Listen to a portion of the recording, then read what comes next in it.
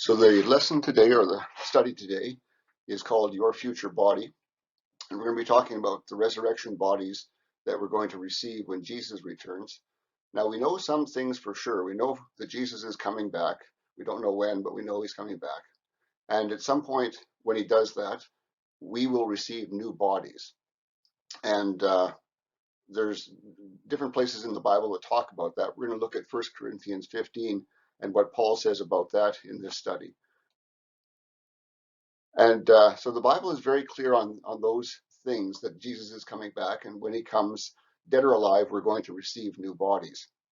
But there's not a lot of detail in any of that. There's a lot of questions that we would have if we were to think about it. For example, where do these bodies come from? And what will our future bodies be made of? And what will we look like? And what will we be able to do in these new future bodies? And see and think and all those sorts of things that we might have questions about how it'll be. Most of those we just don't have any answer to. We understand some things though, more than just that Jesus is coming back and we're going to get new bodies. And 1 Corinthians 15 is talking about some of those things. And the early Christians wondered the same thing. And that's part of the reason that Paul is talking about this topic, is that someone has raised that question, or he believes that someone is going to raise that question. And that question has come up often from a bad place, from faithless questioning. And remember, we talked about faithless questioning before. When you always have a question you need answered, or else you won't be able to believe in God. And that's a very bad thing to be. You should never be in that situation where you need proof until you can believe. Faith just isn't like that.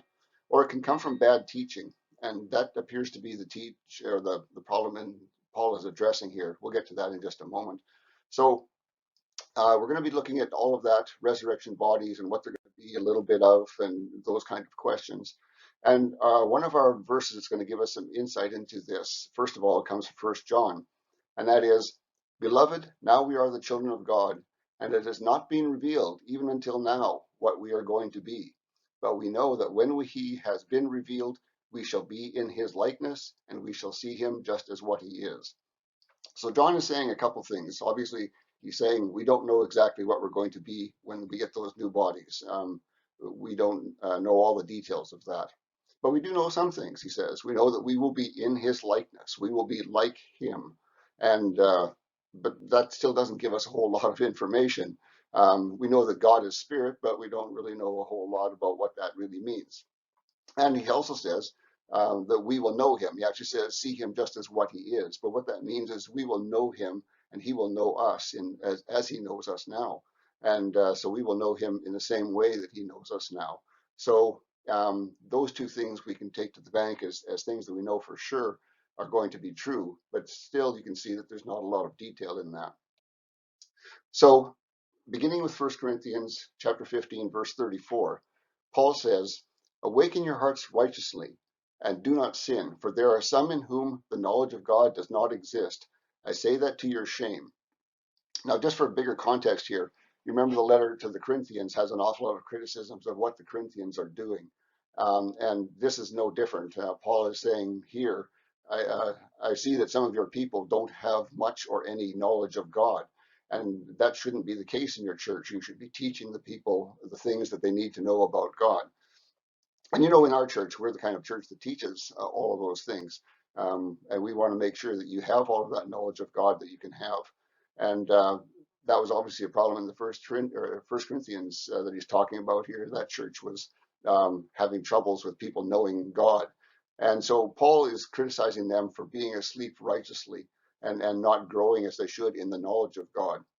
And he says something that's interesting there. He says, if you are awake, you will not sin. And so if you have the knowledge of God within you, that will help you not to sin, because you will know what is wrong and you will know not to do that.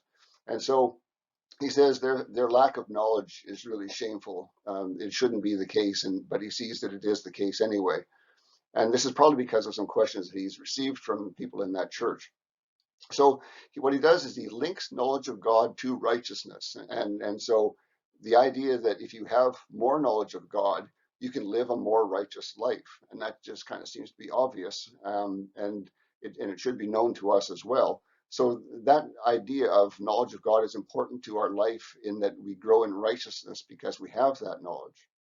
And he also goes on to give an example to lead into an important teaching that we're going to go into here. So he says that you should have this knowledge, and I'm going to show you more knowledge that you should have already, but you don't appear to have that knowledge. So what's happened here is there's a problem and a question that's come up, and I don't know if Paul got word of it or how he came to know that, but he says, someone among you will say, how do the dead rise? With what body do they come? So he's discussing things as though someone in their congregation would have asked this question, or maybe has asked this question. And it's they're asking, how do the dead rise? How does that happen? And they're asking, what body do they come in? And so this appears to be some of that faithless questioning. There are people asking these questions because they have doubts and they don't have any real faith. And the problem that they're bringing up in these questions is bodies decay after you die. That's just the way it happens. Ultimately, they decay down to nothing, down to dust. Um, or they're eaten by animals, or who knows what happens to bodies after death. And so we all know that. And the question that comes out of that, how can there be a resurrection if the body is gone? And so that's really the fundamental question here, is that people are asking, how can you be resurrected into your body if your body has rotted away or been eaten by animals or whatever has happened to it? And it's a faithless question. It shouldn't be a question that people would ask. They should accept simply that there is a resurrection and God will take care of those details. But we do like to know those details, and Paul is going to go ahead and give us a little bit more information about that to explain how the resurrection is going to work to some amount, and also to give them some knowledge too. So their thinking is based on human knowledge and wisdom, and so they're thinking that, well, if your body is gone, how could you possibly be resurrected? And and they're thinking this because we can see from the Bible in other places that rabbinic teaching of that time had some gaps, and we can see in the Old Testament that it doesn't spend an awful lot of time talking about resurrection. There are a couple references, one in Daniel that we're going to be looking at. Um, but the whole idea of resurrection wasn't all that clear. And in fact, it was unclear enough that the Sadducees could claim that there was no spirit and no resurrection, and people wouldn't take and kill them for that. Could get away with making a claim like that because there was enough doubt about that. And so they had questions about, did mankind have a spirit, and was there a resurrection? And if so, how did that happen? So some of these questions that are coming into the new church that we're seeing here are questions that have been asked by the Jews from time way back, and they didn't have the answers for that. And Paul is going to address those questions. So continuing in the verse, it says, fool, the seed that you plant will not live unless it dies. And most of the people understood farming pretty well, so they understood that that was true. And the thing which you sow is not that body which is going to be. For you sow a naked grain of wheat or barley or of other grain, but God gives it a body just as he chooses, and to each one of the grains a body of its nature. Some important things that he says there. He says, will not live unless it dies. So he says, if you look at a seed, and this is kind of interesting that he would call on this, he says, you can look at nature to understand how this works, which is an interesting idea to us. He says a seed is not like a miniature plant that just gets bigger and bigger until it pops up above the surface. The seed actually has to die. And we understand that a little better than he did.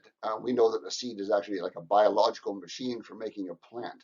It uses the stored energy that it has inside of it, and it has the genes inside of it, and it uses all of that to begin building the basic genes, well, starting from the genes, the cells, and everything else that lead up to a plant that can grow. And in that picture on the right, you can kind of see the process there. Here is the seed just planted, and it's just put out the tiniest little finger right now, and that's the beginning of that process happening. And ultimately, that finger will grow, and it will push the seed pod, or the remnants of the seed pod now. The thing now has roots and can actually grow on its own. And so the husk of the seed, you can see here again, is just popping up with the head. It's still attached to the head. And then it falls off and the plant grows on. So the seed that was really truly does die. It gives up all of its energy, and it gives up its genetics that it had inside of it. And it does all of this generation of cells that ultimately turn into a plant that has a life of its own. So, and when the whole process is done, the husk is all that remains of that cell. So Paul is, of course, correct in what he's saying, but his point is that the body is like that too. When you die, what comes back or what comes again is not that same body. And so he also continues to say, God gives it a body just as he chooses. So what he's saying there is some grains will not grow, and people would have known that at that time. Sometimes you plant grains of whatever seed, and they don't grow. They just sit there in the ground. Sometimes they will sprout a little, but then they'll die right away. Sometimes they just do nothing. And if you've done any planting, you know that that's true. And so he says God gives it a body as he chooses, if he chooses. And he also says to each seed, a body of its nature. So for those that grow, the seeds that do actually begin to sprout and grow, God created everything, if you remember back to Genesis, such that seeds would give birth or give life to the same nature plant, and not a different plant. So you wouldn't have an apple seed resulting in an orange tree. Everything grows like everything continues in its own kind, might be a way to say that. So, and we know that, we kind of accept that because we've known that since the time we were born, that things happen that way. But he's saying it happens that way because God commanded it, and that's what happens. And so we always have known that a wheat seed grows a wheat plant and a barley seed grows a barley plant. And Paul is saying, yes, that's true. The nature continues on. So even though the seed dies and gives birth to something new, what it gives birth to, it has the same nature as the seed that died. And that's going to be an important part because he's going to come back to that in the discussion here. So this idea of a new body comes about. It isn't the old body renewed, it is a new body, but it has that same nature. Something continues on.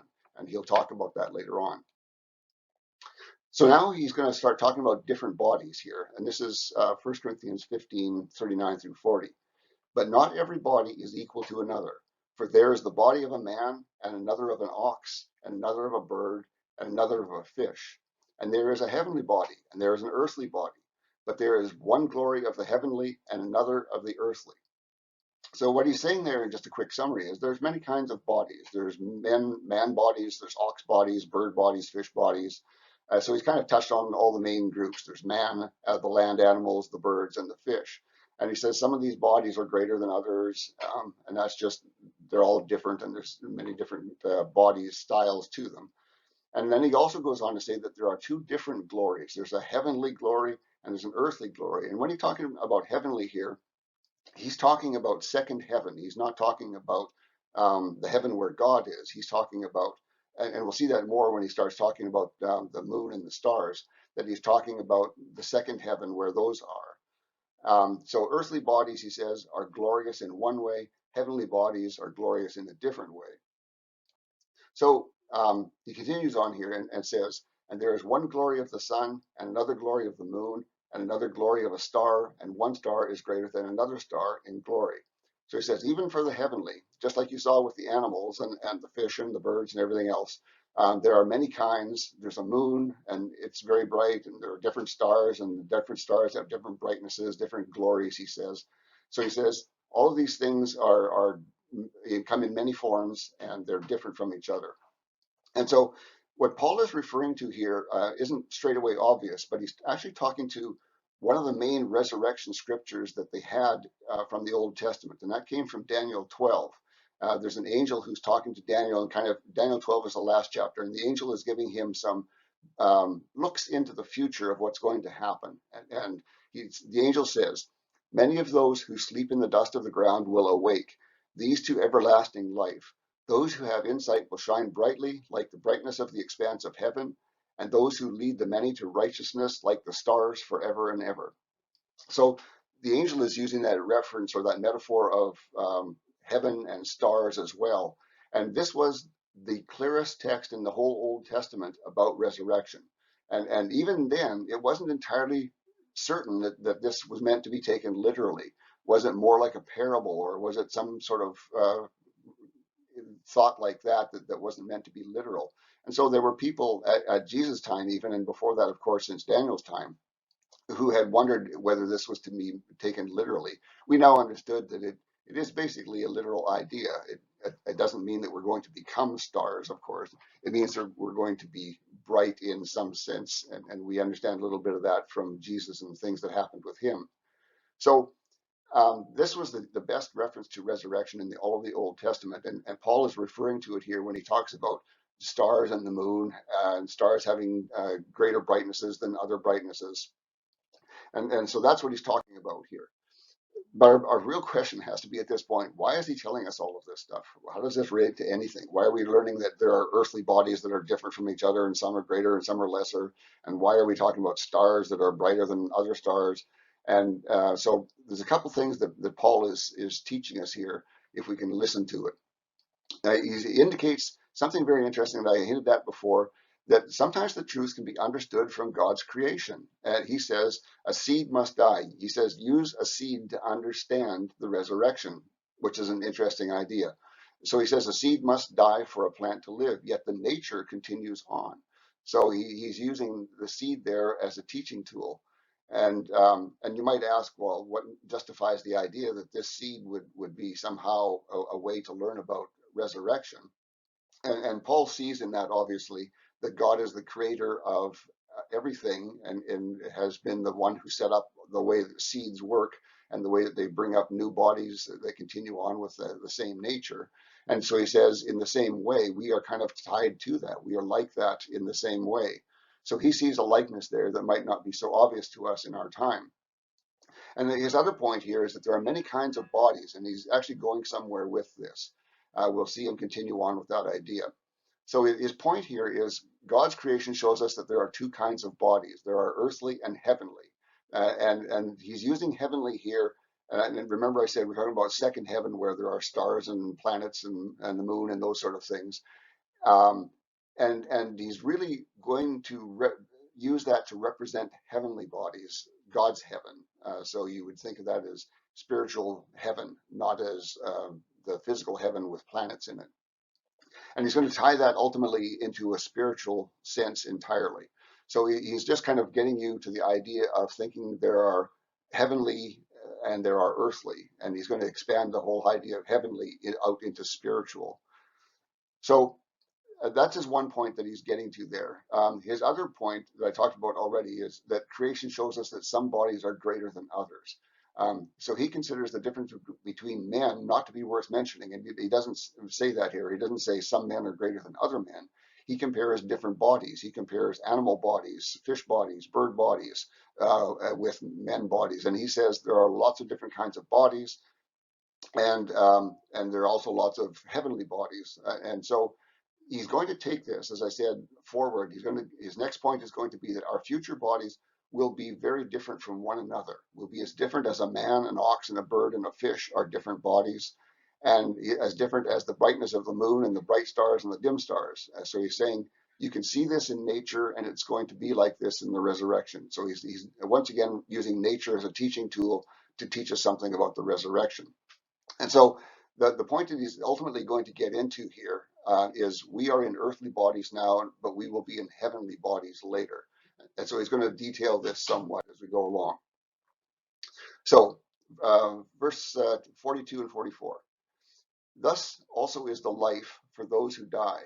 It, he's referring to life, is sown with corruption. It rises without corruption. It is sown with disgrace. It rises with glory. It is sown in weakness. It rises in power. It is sown an animal body. A spiritual body rises. For there is an animal body and there is a spiritual body. So before, as I mentioned, he was talking about these heavenly bodies, and he's now leading them into spiritual bodies and using that connection there. And he's using the word life here in a difficult way for us to understand. We don't have a word in English that has the same meaning, and maybe even in the language he was using, there wasn't a word that really had a good meaning. You have to think about it and understand. But one way we might use it is to talk about the spark of life in a body. So what is that thing that gives us life? What is it that makes us alive? What is it that we don't have when we die? The moment we die, the body is still there. It's still functioning as a body. It might be, the heart might even still be pumping, but it's effectively a dead body. And so what is that thing that is life to us? And he's not talking about the spirit here. This whole discussion is going to be about nothing but bodies. So he's actually talking about this kind of spark of life idea that comes into a body. And that again takes us back to Genesis chapter 2, the creation story. And it says, Then God formed man of dust from the ground and breathed into his nostrils the breath of life, and man became a living being. So whatever it was that God did there that counts as the breath of life, um, that caused life to come into Adam's body, and ultimately that has been given to us down the chain. So this idea of breath of life or life is what he's talking about here. This essence of life that is within us now. And as I said, we don't have good words to describe that in our language.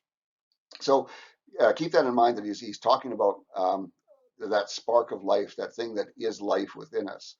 And now also notice that he's talking about animal bodies having corruption and disgrace and weakness, and that dies, and later the spiritual body arises with none of those things that the physical animal body had, but instead they arise with glory and power and without corruption, all sorts of things like that.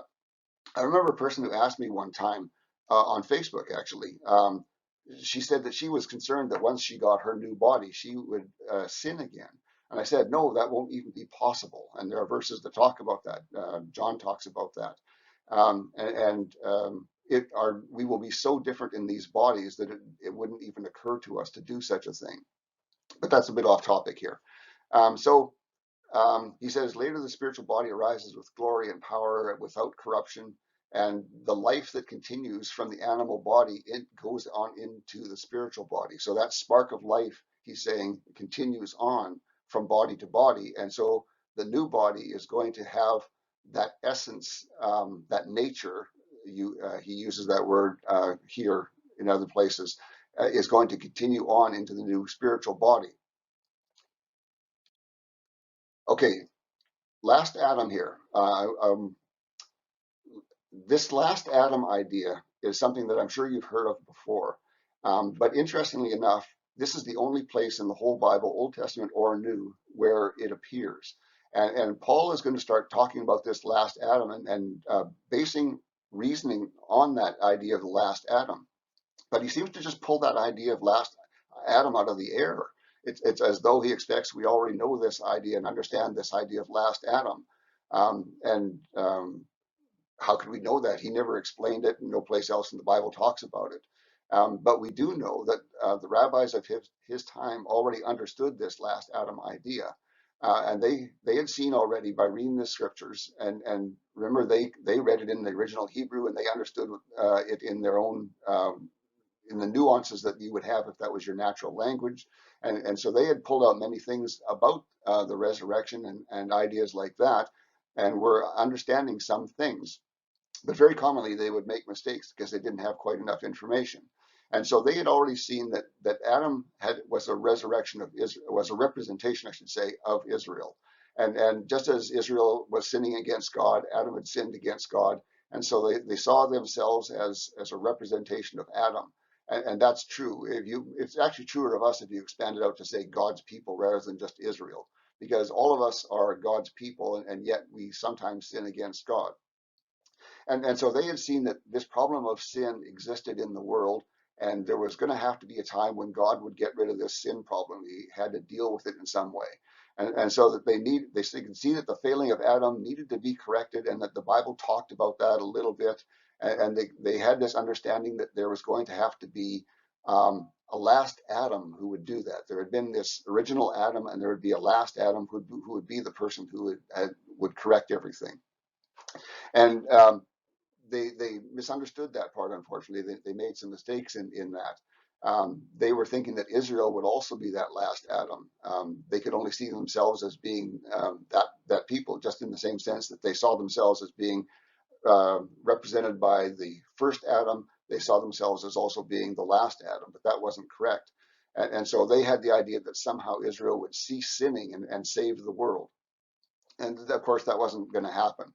We know that God's people have never been that close to God that they could actually stop the world from sinning. They struggled to keep themselves from sinning. So it never occurred to them at any point that God himself would be that last Adam. And that's kind of interesting, but that's what Paul is going to go on here and say. He's going to say yes, that last Adam idea that the rabbis had was correct, but they had the wrong person lined up for it. They saw themselves as being the last Adam when in fact could only be God himself. No one else would be able to do that. And so they also didn't have the idea that the dead would be resurrected to be like God. They understood that dead would be resurrected back into physical human bodies. That's the only way that they had understood resurrection. They had never been able to get any further than that. And we know that that's not correct. And Paul's going to speak directly on that right away here. So he's writing to a congregation containing many Jews. And so he expects that they understand this last Adam idea, and that he's speaking to them knowing that they already understand things that we don't understand. So when we see Paul talking about last Adam, we kind of wonder where that idea came from. And the truth is that the idea came many years before Paul even was alive. The Jews had come to this understanding previously to that.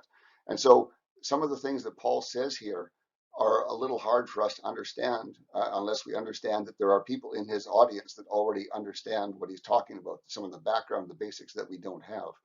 And so he expects that they're going to understand that the Jews in the congregation, but he knows that there are people in the congregation who are not Jews, and he's expecting that the Jews there are going to explain it to the people who aren't Jews and say, well, there was this last Adam idea that the rabbis taught, and this is what Paul is using as the basis for his reasoning. So I hope that all makes some sense to you. So he's going to talk about Adam, the first man, that first Adam becoming or needing a last Adam to fix the damage that was done by Adam. Okay, so this is chapter 15, verses 45 through 47. Thus also it is written, Adam, the first man, was a living soul, the last Adam, a life-giver spirit. But the first was not spiritual, but the animal, and then the spiritual. The first man was dust from the ground, the second man, the Lord Yahweh from heaven. So he's saying quite a few deep things here. He says Adam was given life by the Spirit who would become the last Adam.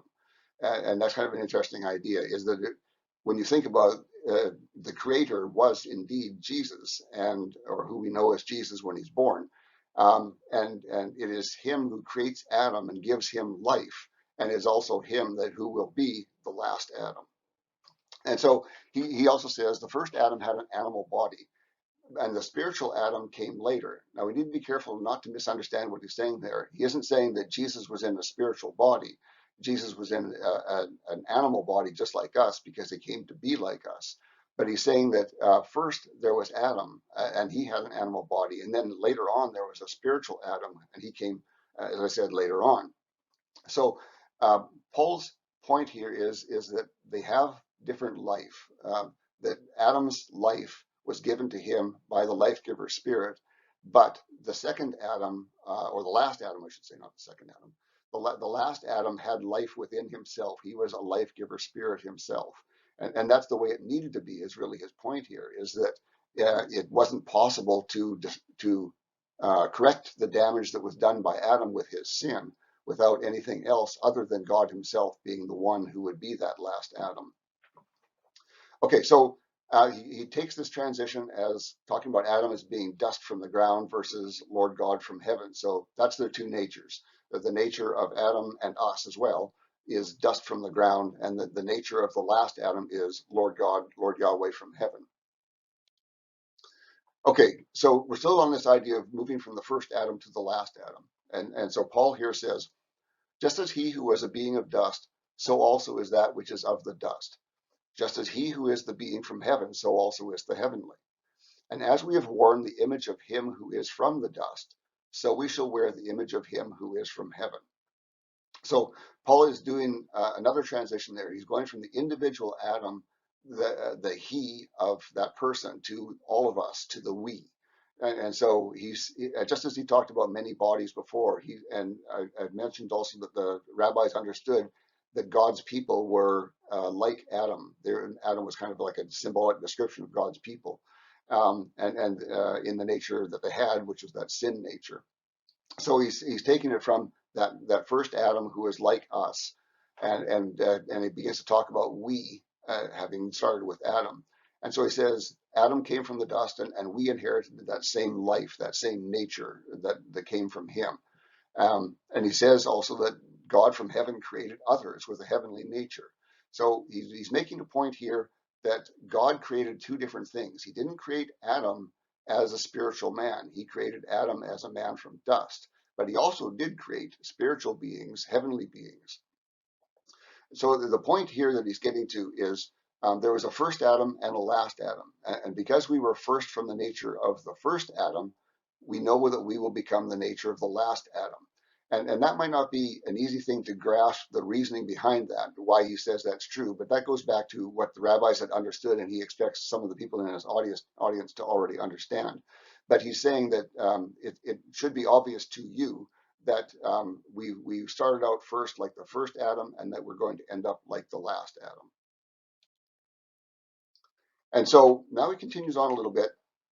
He's going to begin moving this topic in a new direction. He's going to start saying here that corruption cannot come into the kingdom. And he says that in 1 Corinthians 15:50. But this I say, my brethren, flesh and blood cannot inherit the kingdom of heaven, neither does corruption inherit indestructibility. So the key word here is inherent. He means this is something that you are given, that you had been promised, and you're going to receive. And he says these corrupted bodies of dust cannot be given these things. They can't receive the gift that God has in that kingdom of heaven. It just isn't possible for that to be. He's also correcting rabbinic understanding again. Remember, we were talking about that. They had been expecting that you had have to be resurrected into earthly bodies. That's the only kind of resurrection that they had an understanding of. And he's saying, no, that wouldn't ever possibly work, because if you were resurrected to earthly bodies, you would have the same flesh and blood that is corrupted and corruptible, and that just wouldn't be accepted in the kingdom of heaven. It couldn't possibly be. So the ideas the rabbis had that you would be resurrected into an earthly body just doesn't work. And so Paul is really saying there's no way this could happen. These corrupted bodies could never be in the kingdom of heaven. It just wouldn't be accepted. So he's kind of laid out this whole idea of the resurrection and the changes that happen with the resurrection. So I'm going to kind of summarize that here. And then he continues on in a little different line, and we'll go along with that. So Paul is correcting rabbinic teaching. And I mentioned that before, that they had some understanding of what the resurrection would be, and that there would be this last Adam and things like that, but they didn't have a really good grasp on it, because honestly, the Old Testament doesn't say so much about it. So their teachings, their understanding of the resurrection, he's busy correcting that and explaining what should have perhaps been obvious to them, but they missed it. And so he's saying the solution to the sin problem in the world, remember, it was Adam's sin that brought sin into the world. That problem of how do you clean the world? How does the world become free of sin again? And that could only come by one thing, he says. No man would ever be able to do such a thing. It could only be done by God. And so the solution to the problem, the last Adam, has to be God. So he says, yes, Adam was a living soul created by God, who is spirit. That's fine. But God did not create a spiritual Adam, but an animal made from dust. So God could have, if he wanted, created a spiritual Adam. And so when you think about that, you wonder, well, why did he do that? And he did that because he had created a whole world for Adam to be in. And in this world, it would be possible for Adam to sin, and God wouldn't need to strike him right away. It would be possible for him to sin and continue to live and have the opportunity to see that he had done wrong and repent and return to God.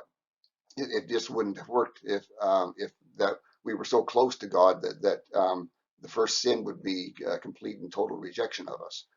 So he's saying that God didn't create a spiritual Adam. He created an animal Adam for a particular reason, to allow people to make decisions and choices, and to repent of those choices. And so he made an animal from dust, and not a spiritual Adam. And he says, because of that, the last Adam had to be the life-giving God Spirit himself. And there was no other possibility that could have worked, that could have achieved the goals that God had in mind. So He says also Adam was from dust, as are all of his offspring. So we are from dust as well. We don't see that mostly in our lives, but you do see that in decaying bodies. And he says, but God also gave life to spiritual beings like himself. His tie-in there is that God created both animal bodies, and which we are in now, and spiritual bodies, like the angels. And so he says, because you can see that God created first physical bodies in the form of the first Adam, and God also created spiritual bodies in like the last Adam, that therefore our future bodies are going to be spiritual bodies, just as God is a spirit. Hope that's not too complicated. I tried to explain it as well as I could, but it is a bit tough. So he's summarizing all that. He says, we are now like Adam, but we're going to be like the last Adam, who is God. Okay, so now he does change a little bit on his topic here. He's kind of described resurrection from the dead so far, and he's going to move on to talking a little bit about people who are alive at the time and then some other things. So he says, behold, I tell you a mystery. We shall not all sleep, but we shall all be transformed suddenly, like the blink of an eye, at the last trumpet, when it shall sound, and the dead shall rise without corruption, and we shall be transformed. So he's already talked about the dead rising without corruption, and we have the understanding of why that is and how that works, and that they will rise into spiritual bodies. And he says, and we who are living, we shall be transformed. We will go straight from the bodies that we have into the new bodies. And so he's been explaining all of this, and what he doesn't say here, but we understand from other places, is that those people who are dead now are resting in Sheol, as it's called in the Old Testament, and then at a later time after they died, they will be resurrected into these new bodies. So for them, there's a bit of a gap in there, but for us who are living, he says, we will not be resurrected, we will be transformed, is the word he uses. So we will go straight, blink of an eye, from one body to the new body. Okay, summary on all of this. This is Paul's summary of what he's been saying. So he says, for this destructible is going to wear indestructibility, and this mortal shall wear immortality. Whenever this destructible puts on indestructibility, and this mortal immortality, then that word which is written shall come to pass. Death is swallowed up by victory. Where is your sting, O death? Where is your victory, O Sheol? So he's really saying those things that people have feared throughout all of their lives have no hold on us. There's nothing to them. He's going to continue on talking about that a little bit. He says death was feared by people, but we don't fear death. We shouldn't fear death. He says, where is your victory, O Sheol? So what he's doing here is he's quoting two different prophets, Isaiah 25:8. You can look that up if you want, and Hosea 13:14, who have said the same things. So you can see that there were references in the Old Testament that gave hints about there would be a time when death would be overcome, victory would overcome death, and the sting of death would be no more.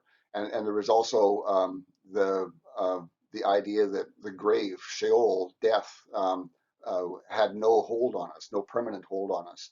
And so those ideas did exist in the Old Testament, but as you can see, they were a little vague there, and people didn't understand them at that time. Okay, continuing on with his summary, he says, but the sting of death is sin, and the power of sin is the written law. But thank God who gives us the victory by our Lord Yeshua the Messiah. So in the final summary here, he says, the written law made sin known to man so that he could live without it.